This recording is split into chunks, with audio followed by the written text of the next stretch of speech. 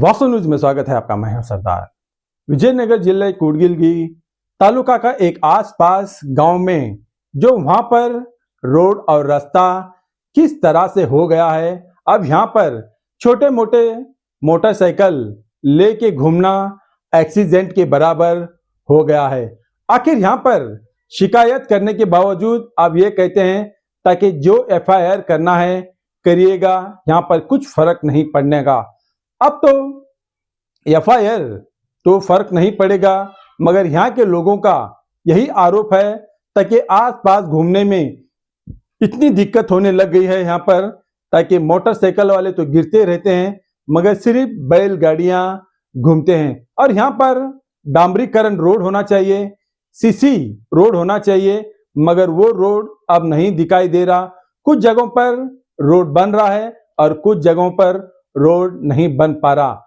आखिर यहाँ के आसपास लोगों के, शहर के लोगों का अब यही आरोप है ताकि कई सालों से ये रोड इसी तरह ही है मगर अब तक नहीं बन गया है। जब पंचायत को शिकायत करते हैं तो वहां पर कोई भी इनकी शिकायत नहीं मानते, कोई भी इनका विरोध कहते हैं तो कोई भी नहीं डरते, ताकि एफआईआर पर भी नहीं डरते तो सोचिए तो रोड कैसे बनेगा। तो इसी पर ऐसे कई आरोप यहाँ के लोग कर रहे हैं, मगर इन आरोप को मगर कोई भी डोंट केयर करता है तो उस पर कैसे आरोप किया जाएगा। अब तो एफआईआर की तो डर नहीं है तो रोड कब बन जाएगा, आखिर एक्सीडेंट कब खत्म हो जाएंगे। आखिर यहाँ के लोगों का चलना फिरना तो यही डर है ताकि जान हथेली पे लेके ही घूमना है। सिर्फ यहाँ पर बैलगाड़ियां घूमने के लिए रोड बन गया है मगर मोटरसाइकिल कार बिल्कुल ही नहीं घूम सकते। आखिर संबंधित अधिकारी, उनको शायद कानून का इतना भी डर या खौफ नहीं है तो सोचो फिर इसके पीछे ऐसा कौन सा व्यक्ति है जो इनको ताकत इस तरह देने लग गया है, जो यहाँ के लोगों को अधिकारी डर भी नहीं पा रहे मगर यहाँ के रोड पर बन भी नहीं पा रहा। आखिर किसके जेब चला जाने लग गया है इस रोड का पैसा, और यहाँ पर किस किस तरह से आरोप करते हैं आप उन्हीं की जुबान से सुनाएंगे। आइए देखेंगे एक रिपोर्ट में। ಟೆಕ್ನಿಷಿಯನ್ಸ್ ಅವರೆಲ್ಲ PW ನಿನ್ನೆ ಡಬ್ಲ್ಯೂ ಹತ್ರ ಮಾತಾಡಿದ್ರೆ ಅದಿರೋದೇ ಹಂಗೆ ಅಂತೆ, ಸೇತುವೆ ಮೇಲೆ ನೀರು ಹರಿಬೇಕಂತೆ, ಸೇತುವೆ ಒಳಗ್ಲಿಂದ ಅಲ್ಲ, ಒಳಗ್ಲಿಂದ ಇಲ್ಲ। ಇದಕ್ಕೆ ಮಾಡ್ಬೇಕಂದ್ರೆ 2 ಕೋಟಿ ಬೇಕಂತೆ ಈ ಸೇತುವೆ ಆಗ್ಬೇಕಂದ್ರೆ 75 ಮೀಟರ್ ಇದೆ ಅದು ಮಾಡಿಸಿ ಸರ್, ಮತ್ತೆ ಅಟ್ಲೀಸ್ಟ್ ಒಂದು 4 ಪೈಪ್ ಆಗಲಿ ಹಾಕ್ಬಿಟ್ಟು ನೀವು ಕಾಂಕ್ರೀಟ್ ಹಾಕಂತಂದೆ। ಅಟ್ಲೀಸ್ಟ್ 2 ಪೈಪ್ ಇದೆಯಾ, ಇನ್ನೊಂದು 4 ಪೈಪ್, ಅಲ್ಲೊಂದು 2 ಇಲ್ಲೊಂದು 2 ಇಲ್ಲೊಂದು 2 4 ಪೈಪ್ ಒಂದು 6 ಪೈಪ್ ಹಾಕಿ ಮಾತಾಡಿದ್ರೆ ಅಟ್ಲೀಸ್ಟ್ ನೀರು ಕೆಳಗೆ ಹೋಗುತ್ತೆ। ಈಗ ಕಾಂಕ್ರೀಟ್ ಹಾಕ್ತಾರೆ, ಆ ಕಾಂಕ್ರೀಟ್ ಏನಾಗುತ್ತೆ, ನೀರು 75 ಮೀಟರ್ ಹಳ್ಳ, ದೊಡ್ಡ ಹಳ್ಳ ಬಂದಾಗ ಆ ನೀರು ಇಲ್ಲಿ ಸ್ಟಾಕ್ ಆಗುತ್ತೆ, ಮುಂದಕ್ಕೆ ಹೋಗಿಲ್ಲ, ಕೆಳಗೆ ಹೋಗಿಲ್ಲ, ಆ ಕಡೆಗೆಲ್ಲ ಹೊಲಗಳಿಗೆಲ್ಲ ಹಾನಿ. ಆಮೇಲೆ ಆ ನೀರು ಆ ಪ್ರೆಷರ್ಗೆ ಈ ಕಾಂಕ್ರೀಟ್ ನಿಲ್ಲಲ್ಲ, ಕೆಳಗೆ ಹರಿದಿದ್ರೆ ನೀರು ರಿಪ್ಸ್ ಕಡಿಮೆ ಎಂತ ಸಣ್ಣ ತೀರ್ಥ ಆಗಲಿ ಕೆಳಗೆ ನೀರು ಹರಿಯೋಕ್ಕೆ ಇದು ಹಾಕಿರ್ತಾರೆ ಮಣ್ಣು। ಆಮೇಲೆ ಇಲ್ಲಿ ಕೇಬ್ ಇದೆ ಅಣ್ಣ, ಇದು ಗೌರ್ಮೆಂಟ್ ಪವರ್ ಸ್ಟೇಷನ್, ಆ ಕೇಬ್ ಇದೆಲ್ಲ ಹಳ್ಳಕ್ಕೆ ಪಕ್ಕಕ್ಕೆ ಕೇಬಿ ಮಾಡ್ಕೊಂಡ ಮೊದಲೇ ಅರ್ಥಿಂಗು ಇದೆಲ್ಲ ಸೀದಾ ಎಲ್ಲ ಹಳ್ಳಿಗಳಿಗೆಲ್ಲ ಈ ಕಡೆಯಿಂದ ಪವರ್ ಸ್ಟೇಷನ್ ಹಾಕಿ ಹೋಗ್ತಾ ಇದೆ ಹಳ್ಳ। ಏನನ್ನ ಗಾಯಗಳು ಆಗಿದಾವ, ಸಣ್ಣ ಪುಟ್ಟ ಗಾಯಗಳಾಗಿದ್ದಾವೆ ಏನಪ್ಪ। ಮತ್ತೆ ಅವರು ಒಬ್ರು ನವೀನ್ ಅಂತಂದು ಇಂಜಿನಿಯರ್ ಹೇಳ್ತಾರೆ, ಎಫ್ಐಆರ್ ಅನ್ನ ಮಾಡ್ಕೊಳ್ರಿ ಏನನ್ನ ಮಾಡ್ಕೊಳ್ರಿ ಅಂತಂತಾರೆ, ಅದ್ರ ಬಗ್ಗೆ ನೀವೇನು ಹೇಳ್ತೀರಿ? ಗ್ರಾಮಸ್ಥರು ನೀವು ಹಿಂಗೆ ಅಂತಂತ ಹೇಳ್ತಾರೆ ಅವರು ಮುಂದೆ ಅವ್ರು ಏನ್ ನೋಡ್ಕೊಂತಾರ್ರಿ, ಪ್ರಾಣ ತೆಗಿಯೋಕೆ ರೆಡಿ ಇದ್ದಾರೆ, ಅವರು ಪ್ರಾಣ ತೆಗಿತಾರಂತೀರಾ, ಅದಕ್ಕೋಸ್ಕರ ರೆಡಿ ಸೇಫ್ಟಿ ಮತ್ತೆ ಮುಂದೆ ನೋಡ್ಕೊಂತಿದ್ರೆ ಅಂದ್ರೆ ಏನ್ ನೋಡ್ಕೊಂತಾರ ಅವರು? ಅಂದ್ರೆ ಅವ್ರ ಪ್ರಾಣ ಬೇರೆ ಇವ್ರ ಪ್ರಾಣ ಬೇರೆ ಅನ್ನಂಗ ಆಯ್ತು। ಆಮೇಲೆ ಕಲ್ಲುಗಳಲ್ಲಿ 40 mm ಹಾಕಿದಾರಣ್ಣ, ಈಗ ಅಪೋಸಿಟ್ ಹೋಗ್ತಿರ್ಬೇಕಾದ್ರೆ ಕಾರು ಅಥವಾ ಲಾರಿ ದೊಡ್ಡ ದೊಡ್ಡ ವೆಹಿಕಲ್ಗಳು ಅಡ್ಡಾಡ್ತಾವೆ. ಅದು ಏನಾದ್ರು ಸಣ್ಣ ಗಾಡಿಗಳು ಬೈಕ್ ಗೀಕ್ ಹೋದ್ರೆ ಆ ಕಲ್ಲು ಹಿಡಿದು ಬಿಡೋದು ಅಂದ್ರೆ ಸ್ಪಾಟ್ ಆದ್ರೂ ಅದಕ್ಕೆ ಲೆಕ್ಕಿಲ್ಲ. ಯಾಕಂತಂದ್ರೆ ಕಾಮಗಾರಿ ಮಾಡೋಂಥ ಯಾರೇ ಆಗಿರ್ಲಿ, ಇಂಜಿನಿಯರ್ ಆಗಿರ್ಬೋದು, ಯಾವುದೇ ನೋಟಿಸ್ ಬೋರ್ಡ್ ಏನ್ ಹಾಕಿಲ್ಲ, ಇಲ್ಲಿ ಕೆಲಸ ಕಾಮಗಾರಿ ಮಾಡ್ತೀವಿ ಅಂತ. ಅಲ್ಲಿ ನೋಡ್ರಿ ಯಾವ್ದಾನ ಒಂದು ಪೂರ್ತಿ ಕಾಮಗಾರಿ ನಡೀತಿದೆ ಅಂತಂದು ನಿಧಾನವಾಗಿ ಚಲಿಸುವಂತ ಒಂದು ಬೋರ್ಡ್ ಏನಿದೆ, ಒಂದು ಬೋರ್ಡ್ ಇಲ್ಲಲ್ಲ, ಒಂದು ಬೋರ್ಡ್ ಕೂಡ ಇಲ್ಲ ನೋಡಿ ಅಲ್ಲಿ ಯಾವುದಿಲ್ಲ. ಹೌದೌದು, ಅವ್ರು ಕೇಳಿದ್ರೆ ಎಲ್ಲ ಬೋರ್ಡ್ಗಳು ನಿಯಮಗಳು ನಾವು ಪಾಲಿಸ್ತಾ ಇದೀವಿ ಅಂತ ಹೇಳ್ತಾರೆ. ಈಗ ಪ್ರಶ್ನಾರಂತ ಸುಳ್ಳು ಹೇಳಕ್ ಬರಲ್ಲ. ನಿಮ್ಮ ಹೆಸರು ಕಣ್ಣು ಕಾಣುತ್ತಾ? ಹೌದೌದು ಅಣ್ಣ, ನಿಮ್ಮ ಹೆಸರಣ್ಣ? ನಮ್ಮ ಹೆಸರು ಅಂಜಿನಪ್ಪ ಅಂತ ಹೇಳಿ. ನೀವು ಏನಣ್ಣ ಇದು ಈಗ ಇಲ್ಲಿ ಸೇತುವೆ ಮಾಡ್ತಾ ಇದಾರಲ್ಲ, ಇದಕ್ಕೆ ಯಾವ್ದು ಪಣು ಹಾಕಿಲ್ಲ ಏನಿಲ್ಲ, ಹಂಗೆ ಕಾಂಕ್ರೀಟ್ ಆಗ್ತದ್ರ, ನಿಮ್ಗೆ ಏನ್ ಅನ್ಸುತ್ತೆ? ನಮಗೆ ಪಣು ಹಾಕಿದ್ರೆ ಚೆನ್ನಾಗ್ರಿ, ಇದು ಮತ್ತೆ ಉಣ್ಕೊಂಡ್ ಹೋಗೈತಿ. ಈಗ ಅದೇ ಪ್ರಾಬ್ಲಮ್ ಇಲ್ಲಿ ಇರೋದು. ಮತ್ತೆ ನೀರ್ ಇನ್ನೂ ಒತ್ತಟ್ಟಿಗೆ ಇದು ಎಲ್ಲ ಬ್ಲಾಕ್ ಆಗ್ತದೆ, ಇನ್ನೂ ಒತ್ತಟ್ಟಿಗೆ ಕೊಸ್ತದ.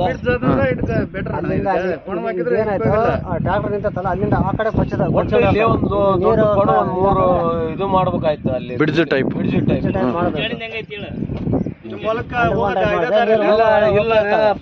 ಎಷ್ಟು ದಿನ ನೀರ್ ನಿಂದಿರ್ತತಮ್ಮ ಇಲ್ಲಿ? ಈಗ ಅನಿವಾರ್ಯ ಕೇಳ್ಕೊಂಡು ಹೌದಾ? ಒಟ್ಟ ನೀರ್ ಹೋಗಲ್ಲ ಮುಂದಕ್ಕ, ಆ ಸಣ್ಣ ಪಣು ಇದೆಲ್ಲ ಬಂಡಿನೇ ಮುಣಗ್ತತ. ಮತ್ತೆ ಹೆಂಗ ಜೀವನ, ನೀವ್ ಹೆಂಗ? ನಿಮ್ಗೆ ಯಾರು ಹೇಳ? ಲಾರಿ ಹೊಡೆದಾರೆ ಈಗ ಆಲ್ರೆಡಿ. ಯಾರು? ಈ ರೋಡ್ ಮಾಡಾರ ಕಾಮಗಾರಿ ಮಾಡಾರ ಇದನ್ನ ಹೊಡೆದಾಕ್ಯಾರ. ಇದೇನಿದು, ಏನ್ ಪೈಪ್ ಇದು? ಇದು ವಾಟರ್ ಸಪ್ಲೈ, ಇದು ಊರಿಗೆ ನೀರು ಸಪ್ಲೈ ಆಗೋದು, ಕುಡಿಯ ನೀರಿಂದು. ಹಾ, ಮತ್ತೆ ಈಗ ಅದು ಹೊಡೆದೋಗಿತ್ತಲ್ಲ, ಅದು ನೀರೆಲ್ಲ ಹರಿತಾ ಇದಲ್ಲ, ಹೆಂಗೀಗ? ಅವ್ರಿಗೆ ಏನ್ ಕೇರ್ ಅಂತ ಅಂತಾರೆ, ಅದ ಸಣ್ಣ ಸಪ್ಲೈ ಬಂದು ಹೊಡೆದೋಗೈತಿ. ಲಾರಿ ಬಂದು ಹೊಡೆದ ಇದೊಂದು ಹಾ, ಅತ್ತಗಿರಿ ನೋಡ್ರಿ ಪೈಪ್, ಅದೊಂದು ಪೈಪ್ ಹೊಡೆದೋಗಿರೋದು. ಇಲ್ಲೇ ನೀರು ಹರಿಯೋದು. ಇಲ್ಲಿ ಒಂದಲ್ಲಿ ಡ್ಯಾಮೇಜ್ ಇದೆ, ಅಲ್ಲಿ ಒಂದಲ್ಲಿ ಡ್ಯಾಮೇಜ್ ಇದೆ. ಯಾವುದೇ ಒಂದು ಇವರು ಏನು ಗಮನ ಹರಿಸ್ತಾ ಇಲ್ಲ. ಮತ್ತೆ ಇಲ್ಲಿ ಬಂದು ಲಾರಿ ಸಿಗಿ ಬಡ್ದ್ರು, ಪೈಪ್ ಹೊಡೆದಂತ ಪೈಪ್ ರೆಡಿ ಮಾಡಿದಾರೆ. ಹಾ, ಲಾರಿ ಸಿಗೆ ಬಡ್ದದಕ್ಕೆ ಇದು ಹೊಡೆದೋಗೈತಿ. ಆದ್ರೆ ಮತ್ತೆ ಪೈಪ್ ಹೋಗೈತಿ. 3 ಸರಿ ಮಾಡ್ಯಾರ, 4ನೇ ಸರಿ ಏನಂತ ಗೊತ್ತಿಲ್ಲ. ಇದೆಲ್ಲ ಹೊಡೆದು ಇದೇ ಹರಿಯೋದು ನೀರು. ಅಲ್ಲಿ ಬೀಸುತ್ತೆ ನೋಡ್ರಿ ಇಲ್ಲಿ. ಹೌದೌದೌದು, ಇಲ್ಲೇ ಇದೆ. ಕೈ ಗಿಡಕ್ಕೆ ಹೆಸರು ಯಾವ ಊರು? ಬಡ್ಡಡ್ಕೆ ಗ್ರಾಮ. ನಿಮ್ಮ ಹೆಸರಣ್ಣ? ಕೊಟ್ರೇಶ್ ಅಂತ. ನಿಮ್ಮ ಹೆಸರು ಕೊಟ್ರೇಶ್. ಸತ್ಯಪ್ಪ ಅಣ್ಣ, ಇದು ಏನಿದು ಹಳ್ಳ ಈಗ ಮಾಡಿದಾರಲ್ಲ, ಹೆಂಗೀಗ ನೀರು ಹೋಗ್ತಾವ? ಪೈಪ್ಗಳು ಹಾಕ್ಬೇಕಾಯ್ತಲ್ಲ. ಹಾಂ, ಎಷ್ಟು ವರ್ಷದಿಂದ ಇದು ಹಳ್ಳ ಇದು? ಹೌದಾ? ನಿಮ್ಮದು ಯಾವ ಊರು? ಬಡ್ಲಡ್ಕಿ. ನೀವು ದಿನ ಇಲ್ಲೇ ಓಡಾಡೋದ? ಹೊಲ ಇಲ್ಲೇ ಐತಿ. ಈಗ ನಾಳೆ ಮುಂಜಾನೆ ನೀರು ಹೋಗ್ಲಿಲ್ಲ ಅಂದ್ರೆ ಹೆಂಗ್ ಮಾಡ್ತೀರಿ? ನೀರು ನಿಂತು ಬಿಡ್ತದೆ. ಈಗ ಮತ್ತೆ ಇದು ಹೈಟ್ ಮಾಡಿದಾರಲ್ಲ, ಹೆಂಗೀಗ? ನೀರ್ನಾಗ ಅಡ್ಡಾಡಕ್ ಅಂದ್ರೆ ಮಾಡಿರೋದ ತೊಂದ್ರೆ. ಪೈಪ್ ಹಾಕಿ ಅದನ್ನ ಸೇತುವೆ ಟೈಪ್ ಮಾಡ್ಬೇಕಾಯ್ತು. ಈಗ ಮೊದಲಿಂದಾನೇ ಇದೇ ಅನುಭವಿಸಕತ್ತೀರಲ್ಲ. ಹಂಗಾದ್ರೆ ಅವೈಜ್ಞಾನಿಕವಾದಂತ ಇದು ಎಸ್ಟಿಮೇಟ್ ಇದಲ್ಲ, ಯೋಜನೆ ಸರಿ ಇಲ್ಲ ಇದು. ಕೇಳೋರಲ್ಲ ಮಾಡ್ಯಾರಂಗ. ನಿಮ್ಮ ಹೊಲಗಳೆಲ್ಲ ಇಲ್ಲೇನಾ? ನಮ್ಮ ಮಾಲ್ಗಳೆಲ್ಲ ಓಡಾಡೋದು ಇಲ್ಲೇ ನಾವು. ಇಲ್ಲೇ ದಿನ? ಹಂಗಾದ್ರೆ ಇನ್ಮೇಲೆ ನೀರು ನಿಂತು ಬಿಡ್ತತ? ಅಲ್ಲಿಗೆ ಹೋಗ್ತದೆ ರಾಮದೇವ್ರ ಗುಡಿ. ಹೌದಾ? ಹೆಂಗಮ್ಮ ಇದು ತೊಂದರೆ ಆಗ್ತತಲ್ಲ ಇದು? ದನ ಕರ ಓಡಾಡೋರಿಗೆ, ಜನ ಓಡಾಡೋರಿಗೆಲ್ಲ ತೊಂದ್ರೆ. ಪೂರ ನೀರು ನಿಂತು ಬಿಡ್ತತಲ್ಲ? ಅವೇ ಕೂಡ ಸೇತುವೆ ಕಟ್ಟೋಕೆ ನಾವು ಆ ಕಡೆಗೆ ಆಳದ ಆ ಕಡೆಗೆ ಕೂಡ ಕಟ್ಟಬೇಕು. ಉಳ್ದಿದ್ರ ಕುಡುಕರು ಇರ್ತಾರ, ಸೋಲಾರ್ ಇರ್ತಾರ, ಯಾವ ಸೇಫ್ಟಿ ಇಲ್ದಂಗೆ ಕಟ್ಟಿಬಿಟ್ಟಾರಲ್ಲ. ಹಂಗ ಓದಿದ್ರೆ ಮನೆಗೆ ಹೋಗ್ತತಿ, ನಾವು ಹೋಗಕ್ಕಾಗಲ್ಲ. ಹಂಗಂದ್ರೆ ಬೈಕ್ ಗೀಕು ಏನೋ ಹೋಗಲ್ಲ. ಬೈಕ್ 15-20 ದಿನ ಯಾವ್ದು ವೆಹಿಕಲ್ ಹೋಗಲ್ಲ ಇಲ್ಲಿ. ಎಲ್ಲ ಪೂರ ನಿಂತ್ಕೊಂಡ್ಬಿಡ್ತದೆ. ಬ್ಲಾಕ್ ಆಗ್ಬಿಡ್ತತಿ ಇದೆಲ್ಲ. ಪೂರ ನಿಂತ್ಕೊಂಡ್ಬಿಡ್ತತೆ ನಮ್ಮ ನೀರು. ನಿಮ್ಮ ಹೆಸರಮ್ಮ? ನಿಮ್ಮ ಹೆಸರು? ಸುಮ್ಮಮ್ಮ. ಸಮಸ್ಯೆ ಇದೆ ಅಣ್ಣ, ಇದು ಪಣ ಎತ್ತರ ಆಗ್ಬೇಕು. ಮಳೆಗಾಲದಾಗ ಪಣ ಏನೋ ನೀರ್ ಬಂತಂದ್ರೆ ಆಂಬುಲೆನ್ಸ್, ಟ್ಯಾಕ್ಟ್ರಿ ಯಾವ್ದನ್ನ ವೆಹಿಕಲ್ ಆಗತ್ತಾಗಿ ಹಳ್ಳ ಸಮೇತ ಹಾನಿ ಆಗತ್ತೆ. ಈ ತಕ್ಷಣ ಏನಂದ್ರೆ ದೊಡ್ಡ ಪೈಪ್ ಹಾಕಿ ಅಡಿಗೆ ನೀರು ಸರಬರಾಜು ಆಗಬೇಕು. ಇದು ಪಣ ಎತ್ತರ ಆಗ್ಬೇಕು. ಇಲ್ಲಾಂದ್ರೆ ನೀರು ಹೋಗಲ್ಲ ಇಲ್ಲಿ. ಇದು ಎಷ್ಟು ವರ್ಷದ ಅಣ್ಣ ಇದು ಹಳ್ಳ? ಸುಮಾರು ಅಂದ್ರೆ ಶತಮಾನ ಒಂದು 300-400 ವರ್ಷ ಇತಿಹಾಸ ಐತಿ ಇದು ಕಳ್ಳಕ್ಕೆ. ಹೌದಾ? ಅವಾಗ್ಲಿಂದಾನೇ ಇದೇ ಪರಿಸ್ಥಿತಿ. ಇದೇ ಪರಿಸ್ಥಿತಿನ. ಮತ್ತೆ ಈಗ ಇದು ಕಾಂಕ್ರೀಟ್ ಎಲ್ಲ ಹಾಕಿದಾರಲ್ಲ, 8 ಇಂಚ್ ಕಾಂಕ್ರೀಟ್ ಹಾಕಿದಾರೆ, ಇದ್ರ ಮೇಲೆ ಹರಿತಿದ್ವಾ ಮೊದ್ಲಿಗೆಲ್ಲ? ಇದ್ರ ಮೇಲೆ ಒಂದು ನಡುಮಠ ಬರ್ತಾವ, ಒಂದು ಸ್ವಂತ ಎದಿಮಠ ನೀರು ಬರ್ತಾವ. ಅಷ್ಟು ದೊಡ್ಡ ಹಳ್ಳನಾ ಇದು? ಹಾ ಹಾ ಹಾ. ಇದು ಮೇನ್ ಪಾಯಿಂಟ್ ಎಲ್ಲ. ಮತ್ತೆ ಇದಕ್ಕೆ ಪಣವು ಇಲ್ದೆಲ್ಲ ಹೆಂಗ್ ಎಸ್ಟಿಮೇಟ್ ಮಾಡಿ ಹಾಕ್ತಾರಣ ಇದು? ಇದು ಯಾವ ತರ ಏನ್ ಮಾಡ್ತಾರ ಗೊತ್ತಿಲ್ಲ. ಗಮನಕ್ಕೆ ನಾವು ತರ್ಬೇಕಾಯ್ತು ಅದನ್ನ. ಅದು ಯಾವ ದೊಡ್ಡ ದೊಡ್ಡ ರೇಟ್ ಆಗಿ ಸುಮ್ಮನೆ ಆಗ್ಬಿಟ್ಟು ನಮ್ಗೆ ಏನಂತ ಗೊತ್ತಿಲ್ಲ. ಈಗ ನೋಡಿ ಅದೆಲ್ಲ ಸ್ಟ್ರಕ್ ಆಗಿ ನಿಂತ್ಕೊಂಡೈತಿ. ಅದು ನೀರು ಇಷ್ಟೇ ಸಣ್ಣದು ಅಲ್ಲ, ಸಣ್ಣ ಇರೋದು ಪಣವು. ಸಣ್ಣ ಪಣವು ಇವು ಪೈಪ್ ಹಾಕಿರೋದು ಸಣ್ಣ. ಒಟ್ಟಿಗೆ ಹೋಗ್ತಾವ, ನೀರು ಹೋಗ್ತಾವಲ್ಲ, ಇಷ್ಟರಲ್ಲೇ ಹೋಗ್ಬೇಕಲ್ಲ? ಅಷ್ಟರಲ್ಲೇ ಹೋಗ್ಬೇಕಲ್ಲ ನೀರು. ಇದು ಎಲ್ಲಿ? ಇದು ಒಂದು 5-6 ಕಿಲೋಮೀಟರ್ ಇರುಪಾಪುರ, ಬಿರ್ಲಗುಡ್ಡ, ಆ ಗುಡ್ಡ ಏನೈತೆ ಸರ್ ಅದೆಲ್ಲ ಕಟ್ಕೊಂಡು ಇಲ್ಲೇ ಬರ್ತದೆ. 2 ಹಳ್ಳ ನೀರು ಬರ್ತದೆ. ಒಂದು ಜೋಗಳಕೋಟೆ, ಇನ್ನೊಂದು ಈ ಕಡೆ ಮರಬನಹಳ್ಳಿ, ಬಿರ್ಲಗುಡ್ಡ, ಮರಬ, ಇರುಪಾಪುರ. ಅಲ್ಲಿಂದ ಬಂದು 2 ಹಳ್ಳ ಸೇರ್ಕೊಂಡು ಇದು ಇಲ್ಲೇ ಪಾಸ್ ಆಗುತ್ತೆ. ಇಲ್ಲಿ ಪಾಸ್ ಆಗಕ್ಕೆ ಇದು ಇರೋದೇ 4 ಪಣವು, ಅಂದ್ರೆ 4 ಪೈಪ್, ಸಣ್ಣ ಪೈಪ್, ಸಣ್ಣ ಪೈಪ್ ಸಣ್ಣದಾಗಿ ಐತಿ. ಈ ತರ ಸಮಸ್ಯೆ ಇದು ಸಮಸ್ಯೆ ಕ್ರಿಯೇಟ್. ನಿಮ್ಮ ಹೆಸರು? ಕೃಷ್ಣಮೂರ್ತಿ. ಯಾವ ಊರು ನಿಮ್ದು? ನಮ್ದು ಇಲ್ಲೇ ಬಡ್ಲಾಡಿ. ಬಡ್ಲಾಡಿಕೆ. ನೀವೇ ಬಡ್ಲಾಡಿಕೆಯರು ಇದ್ದೂರವ್ರು. ಈಗ ನಿಮ್ಮ ಹೊಲಗಳಿಗೆ ಹೋಗೋ ದಾರಿ ಇದೆಲ್ಲ ಬಹಳ ಕಷ್ಟ ಆಗತ್ತಾ? ನೀರು ಇವಾಗ ಸ್ಟಾಪ್ ಆಯ್ತಂದ್ರೆ ಪೂರ್ತಿ ನಮ್ಗೆ ರೋಡ್ ಬಂದಾಗ ಹೋಗ್ತದೆ. ಓಹೋ, ಇದೆಲ್ಲ ಸಂಪೂರ್ಣವಾಗಿ. ಲೈಟ್ ಕಂಬ ಇದೆ ಎತ್ತರ ಅಂತ ಇದೆಯಲ್ಲ, ಅಲ್ಲಿಂದ ಬ್ಲಾಕ್ ಆಗಿದ್ದು ಶಿವ, ಅಲ್ಲಿಂದ ಮತ್ತೆ ಇಲ್ಲಿ ಮಠ, ಇಲ್ಲಿ ಕಾರ್ ಬರ್ತಲ್ಲ ಅಲ್ಲಿ ಮಠ ನೀರು ಬರ್ತದೆ. ಅಷ್ಟು ದೊಡ್ಡ ಹಳ್ಳ. ನಿಮ್ಮ ಹೆಸರು? ಕೊಟ್ರೇಶ್. ಯಾವ ಊರು ನಿಮ್ದು? ಏನ್ ಕೆಲಸ ಮಾಡ್ತೀರಿ ನೀವು? ರೈತರು. ಆಮೇಲೆ ಇನ್ನೊಂದು ಏನಂದ್ರಣ್ಣ, ಈ ಅಂಬೇಡ್ಕರ್ ಯುವಸೇನೆ ಜಿಲ್ಲಾಧ್ಯಕ್ಷ ಕೂಡ್ಲಿಗೆ ನಂದು ಏನಾಗುತ್ತೆ ಅಂದ್ರೆ, ಈಗ ನಾಗಲಾಪುರ, ತುಪ್ಪಕ್ಕನಹಳ್ಳಿ, ಆಮೇಲೆ ಗಂಗನಹಳ್ಳಿ, ಆಮೇಲೆ ಸುಂಕದಕಲ್ಲು, ಇಲ್ಲಿಂದ ಸಾರ್ವಜನಿಕ ಆಸ್ಪತ್ರೆ ಕೂಡ್ಲಿಗೆ ಬರ್ತಾರೆ. ಕೂಡ್ಲಿಗೆ ಬರ್ಬೇಕಾದ್ರೆ 108 ಅಥವಾ ಯಾವುದೇ ಆಂಬುಲೆನ್ಸು ಅಥವಾ ಗಾಡಿಗಳು ತಗೊಂಡ್ಬಂದಾಗ ಇಲ್ಲಿ ದೊಡ್ಡ ಹಳ್ಳ ಬಂದಾಗ, ಯಾಕಂದ್ರೆ ಸುಮಾರು 5-6 ಕಿಲೋಮೀಟರ್ ದೂರದಿಂದ ಹಳ್ಳ ಬರ್ತಾ ಇದೆ. ಈಗ ನಾವೇನು ಹೇಳ್ತಿದ್ವಿ ಅಂದರೆ, ಕೆಳಗಡೆ ನೀರು ಐತಿದ್ರೆ ಮೇಲೆ ರಸ್ತೆ ಒಂದು ಸ್ವಲ್ಪ ಕಡಿಮೆ ಆಗುತ್ತೆ, ಗಾಡಿಗಳು ಹೋಗ್ಬೋದು, ಆಂಬುಲೆನ್ಸ್ ಪಾಸ್ ಆಗ್ಬೋದು.